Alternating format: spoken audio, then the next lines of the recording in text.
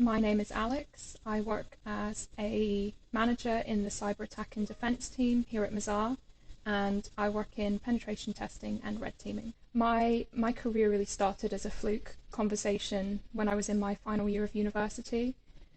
Somebody had suggested that cybersecurity might be a good fit for my skill set, and I knew I wanted a challenge. I wanted a different opportunity, and I guess I just kind of took a risk and I went for it.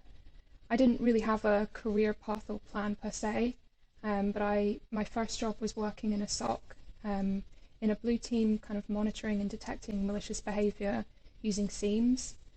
I also did some work in ISO 27001, which was a kind of great foundation.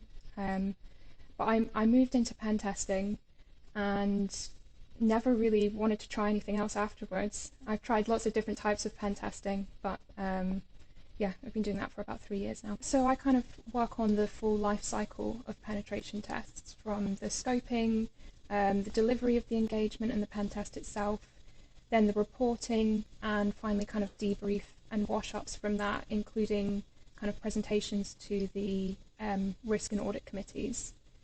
I think I'd also say that my job includes a huge amount of learning. There's always, any pen tester will tell you, there's always something new to learn in pen tests. You're never done learning. So I spend a large amount of time reading things, keeping on top of cyber news, and trying kind of the latest attack vectors, attack paths, vulnerabilities, anything I can get my hands on. I think it kind of goes back to what we were just saying about the kind of amount of opportunity in it. There's so many avenues and different areas to explore. It can feel overwhelming at times, but just kind of try and remind myself that it's a nice boat to be in and that you don't have to do everything at once.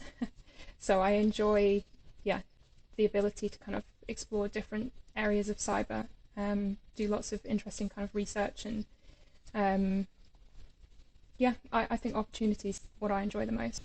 Yeah, I think the biggest challenge in the cyber threat landscape for me would be narrowing it down. I think it's really easy to get distracted by kind of catchy headlines and the big high risks that don't necessarily affect the vast majority of organizations. So I'd say the biggest challenge is actually trying to find relevant and useful information that organizations can actually kind of capture and use to make informed decisions. You know, the truth is that that most cyber threat intelligence is not relevant to a specific business, right? And it's finding a way of kind of narrowing that down and then using it. It absolutely is important to use for kind of like decision making, but doing it in a way where it's relevant to your organization. I'd say that's the hardest bit. So I studied for CPSA almost 3 years ago to the date I started studying for it. It was hard.